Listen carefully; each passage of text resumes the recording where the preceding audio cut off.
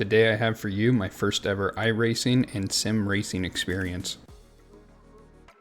Welcome to the channel. My name is Drew and I hope you enjoy this video. If you do, please leave a like, comment, and subscribe to see more of my content. Alright, let's dive into it. I've always had an interest in racing and cars in general, but both require money I didn't have. So I looked into sim racing and decided I'd build myself a cockpit to enjoy the thrill racing can bring.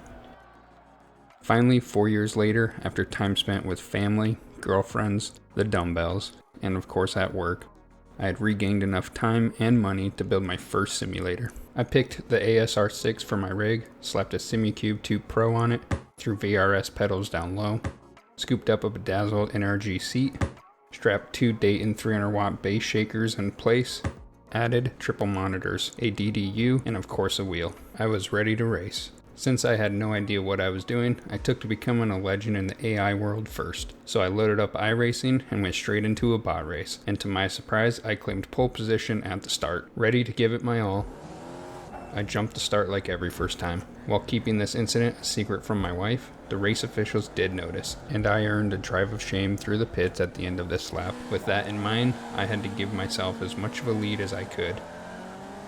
Right, after dropping down to second, my new plan was to just stay at the front. I was able to slide by on the inside in turn 1 to regain the lead. Now that I was back in the lead, it was time to work on extending that lead, which by the end of the first lap I had done fairly well. But it didn't last long as I entered the pits for my drive of shame.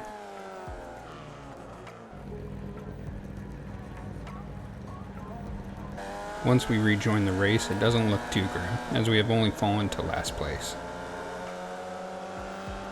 By turn 1, we caught up to the pack and I was looking to put the moves on. After gaining 4 positions, the 5th position was going to be more challenging. As we exited turn 4, I saw my opportunity to assert dominance over number 6 and took it.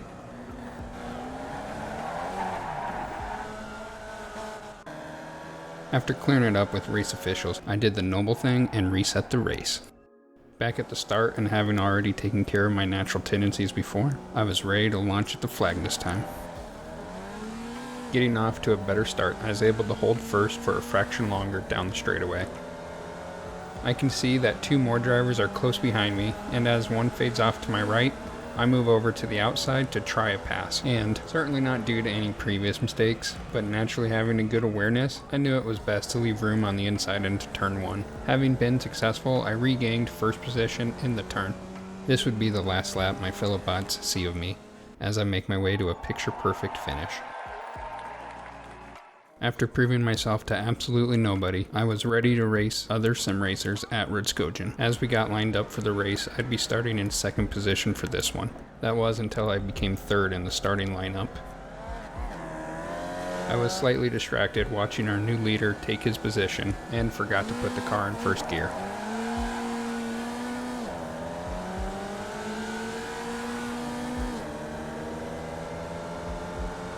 Coming into turn 1, I was about to find my true calling and teammate. Synchronized drifting. We were not the only ones having trouble. Remember our new leader at the beginning? He was having his own difficulties. Thanks to him, I'm not last when I rejoin, but I have a lot of work to do if I want to finish in the top 3. I catch a break at turn 7 as the driver ahead of me loses the back end, but have to slow down quickly as he cuts back into the turn. He loses control again, and this time I'm able to get by him without any contact. The group has spread out now, and I just have to focus on catching the next driver one by one. As we neared the end of lap 1, I witnessed my first magic trick, so I stuck to the inside in case he was also stuck in time, which he wasn't.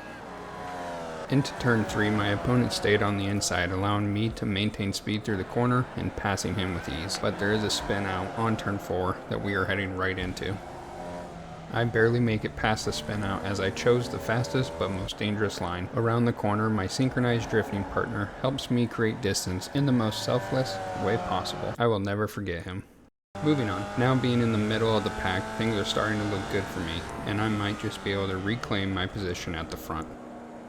The next lap, the driver in front of me loses the back end for a second, and I'm able to sneak by, claiming third position and my spot back on the podium. But I wasn't done there. It was time to chase down second place.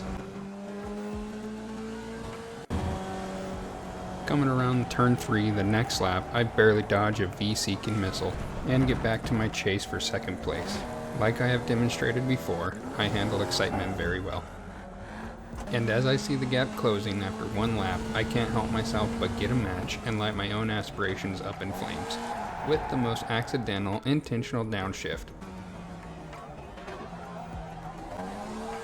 After I recollect my intelligence and pick up my ego, I rejoin hoping that I didn't throw away my top 3 finish in my first race ever, but I'll save the venting for my unsuspecting wife later. As I receive a blessing in the form of third place going blind for turn 2, I rejoin the podium as my fellow driver limps away from that crash. Being multiple seconds behind second and first, I end up third overall as I cross the line. For falling off so hard at the beginning, I couldn't ask for a better finish in my first ever sim race. I certainly enjoyed every minute of it from qualifying to the finish line. Before I get to my conclusion, I want to thank you for watching my video and would love any feedback about this video or a future idea so I can work on improving these for all of you. So, my thoughts. I certainly understand the excitement and thrill that from simply finishing a sim race can bring. Whether sitting in a cockpit locked away behind a basement or bedroom door, with the proper tuning of your setup, it brings you into the moment. And I noticed myself lean into a turn more than once. I would say sim racing has blown my expectations away after jumping into the hobby, and I look forward to countless more hours behind the wheel. Anyway, that wraps this one up. Until next time, take care.